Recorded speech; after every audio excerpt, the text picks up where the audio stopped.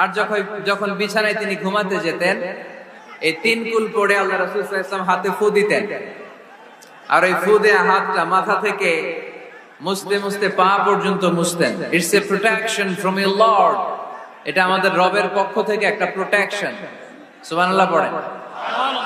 We should take this protection every day at morning and evening. শয়তানের ওয়াসওয়াসা থেকে, জিন ভূতের আসর থেকে বাঁচার জন্য এই প্রোটেকশন আমাদের নেওয়া দরকার। আমাদের আদরের কচি কাঁচা সোনামণিরা যারা আছে তাদেরকেও, বাচ্চাদেরকেও জিন ভূত ডিস্টার্ব করে কি করে না? করে। আমরা তাদেরকেও এগুলো শিখাই দিব। এগুলোকে বলে রুকিয়া আল ইসলামিয়া, ইসলামী রুকিয়া। এই ঝাড়ফুঁক করা সুন্নাহ। আল্লাহ রাসূল সাল্লাল্লাহু আলাইহি ওয়াসাল্লাম নিজেও ঝাড়ফুঁক করতেন। একবার সেজদারত অবস্থায় আল্লাহ রাসূল সাল্লাল্লাহু আলাইহি ওয়াসাল্লামের হাতে একটা বিচ্ছু পোকা কামড় দিল। তিনি খুব ব্যথা পেলেন। আম্মা জান আয়েশাকে বললেন লবণের পানি গরম দাও। আল্লাহ রাসূল সাল্লাল্লাহু আলাইহি ওয়াসাল্লাম কোরআনের আয়াত পড়ে ফু দিলেন। লবণের পানি ঢালা শেষ, ফু দেওয়া শেষ, আঙ্গুলের ব্যথাও শেষ। তো এইভাবে নিমিষেই আমরা সুস্থ হয়ে যেতে পারি। কোরআনের দেয়া যত যত পদ্ধতি আল্লাহ তাআলা আমাদের জন্য প্রেসক্রাইব করেছেন, এটা আমাদের কল্যাণের জন্য দিয়েছে। আমরা অনেকে অসুস্থ থাকি। আপনারা মধু খেতে পারেন, বেশি করে মধু খেলে আপনি সুস্থ থাকবেন। কালিজিরা খেতে পারেন, কালিজিরা হাব্বাতুস সাউদা শিফাউন মিন কুল্লি দা ইল্লা সাম, মৃত্যু ছাড়া সব রোগের ঔষধ। মধুর সাথে মিক্স করে খাবেন, সুস্থ রাখবে কে? আমি প্রায় বলি যে কোরআনিক এই মেডিসিন গুলো আপনারা খাবেন, মাখবেন, এগুলো অনেক ভালো। অলিভ অয়েলের কথা আমি প্রায় বলি। আল্লাহ রাসূল সাল্লাল্লাহু আলাইহি ওয়াসাল্লাম অলিভ অয়েল মাখতেন, জাইতুনের তেল দিয়ে দাড়িতে মাখতেন, চুলে মাখতেন, গায়ে মাখতেন। চামড়া সহজে কুচকে যায় না, চেহারা উজ্জ্বল থাকে, চুল সহজে সাদা হয় না। এজন্য বেশি বেশি অলিভ অয়েল ইউজ করবেন। আল্লাযীনা ইউনফিকুনা ফিস সাররাই ওয়াদ দাররা, আমার মুত্তাকি বান্দারা সচ্ছল অসচ্ছল উভয় অবস্থায় দান করে।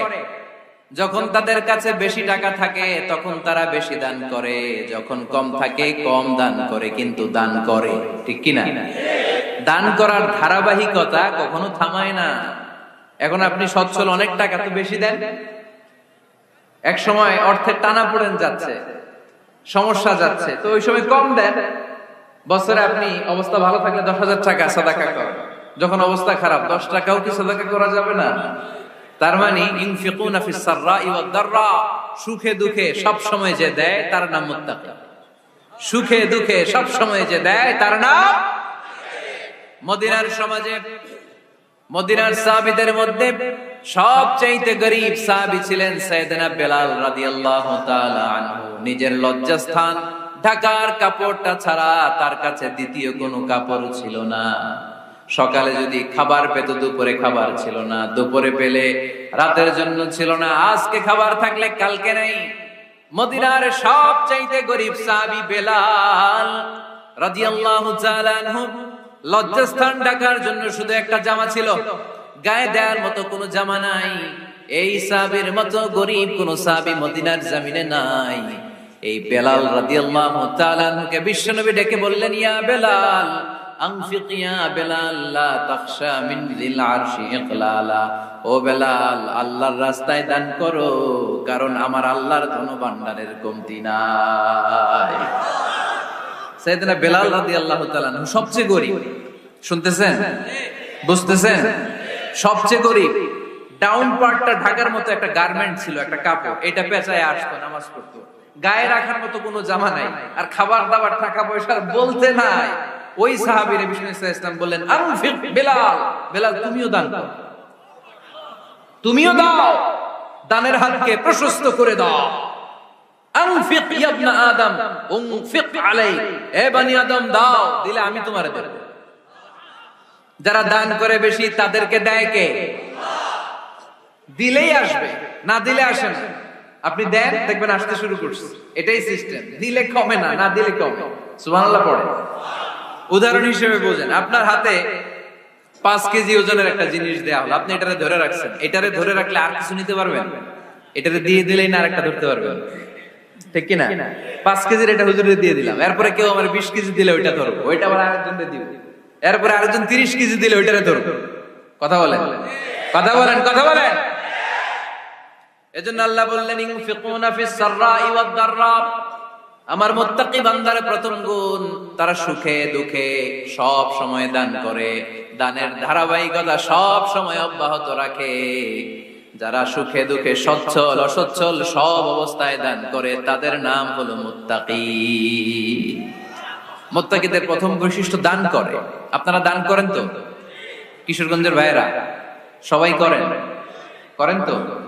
Take it as a reminder, আজকের এই আলোচনাটা একটা রিমাইন্ডার হিসেবে নেন। যাদের দান করতে একটু সমস্যা, মনে থাকে না, অলসতা বা একটু কিপটামির মনোভাব আছে, এই কিপটামি কৃপণতা ভুলে যা, দেন। দেন না একটু, আপনারা দিবে কে? বিশ্বাস হয়? দিলে বাড়ে, দিলে না দিলে কমে, কারণ আপনি দিলে আপনারে দিবে কে? তবে গোপন অবস্থায় দেওয়াটা উত্তম। প্রকাশ্য দান করলে আল্লাহ কবুল করেন, ওইটাতেও সওয়াব আছে, কিন্তু গোপনে দান করলে বেশি খুশি হয় কে? গোপনে দান করলে আল্লাহর রাগ ক্রোধ কমে যায়। আপনার কোন পাপের কারণে আল্লাহ যদি আপনার উপর রেগে থাকে, আপনি গোপনে কিছু দান করে দেন, ওই রাগটা মুহূর্তেই ঠান্ডা হয়ে যাবে। 7 শ্রেণীর ব্যক্তিকে আল্লাহ তাআলা আরশের নিচে ছায়া দিবে কিয়ামতের দিন, যেদিন আকাশের সূর্যটা মাথার কাছে চলে আসবে, জমিনটা তামার জমিন হয়ে যাবে, তৃষ্ণায় মানুষের জিহ্বা বের হয়ে কুকুরের মতো নাভির সামনে ঝুলতে থাকবে। সূর্যের প্রচন্ড কিরণ আর তাপে মাথার মগজগুলো গলে গলে নাকের ছিদ্র আর কানের ছিদ্র দিয়ে ভাতের মাড়ের মতো টপ টপ করে বেয়ে বেয়ে পড়বে। আল্লাহর আরশের ছায়া ছাড়া সেদিন আর কোনো ছায়া থাকবে না। বিষ্ণু বললেন 7 শ্রেণীর ব্যক্তিকে আল্লাহ তাআলা সেদিন আরশের নিচে ছায়া দিবে। তার মধ্যে থেকে 1 শ্রেণীর ব্যক্তি, কিশোরগঞ্জের ভাইয়েরা খেয়াল করে শুনেন, তার মধ্যে 1 শ্রেণীর ব্যক্তি হচ্ছে রাজুলুন তাসাদ্দাকা বিসাদাকা ফাআখফাহা। 1 শ্রেণীর ব্যক্তি হচ্ছে ওই ব্যক্তি যে গোপনে আল্লাহর জন্য দান করে। আচ্ছা, লা তা'লামু শিমালুহু মা তুনফিকু ইয়ামিনু, এমন গোপনে এসে আল্লাহর রাস্তায় দান করে দেয়, তার ডান হাত কি দান করেছে বাম হাত টের পায় না। ডান হাত কি দিল, বাম হাত দেখে না। অন্য মানুষ জানা তো দূরের কথা, এই গোপন দান আমার আল্লাহর কাছে খুব প্রিয়। এজন্য একটু দান করার অভ্যেস করেন, অল্প করে করেন। আজকে যে এই 5 টাকা দান করে দেন মসজিদে, 2 টাকার নোট থাকলে দান করে দেন, 1 টাকার পয়সা থাকলে দান করে দেন। দান করতেই হবে, কারণ মুত্তাকি হতে চাইলে এই দানের ধারাবাহিকতা কন্টিনিউয়াসলি এটা রাখতে হয়, এটা থামানো যায় না। সময় ভালো বেশি দিলাম, সময় খারাপ কম দিলাম, কিন্তু দিতে হবে। রাজি আছেন? আল্লাকা সিররুন ইনদাল্লাহ বাইনাকা আনতা ওয়া বাইনাল্লাহ, আল্লাকা সাদাকাতুন তাখফা লা ইয়ালামুহা ইল্লাল্লাহ, আল্লাকা সিররুন ইনদাল্লাহ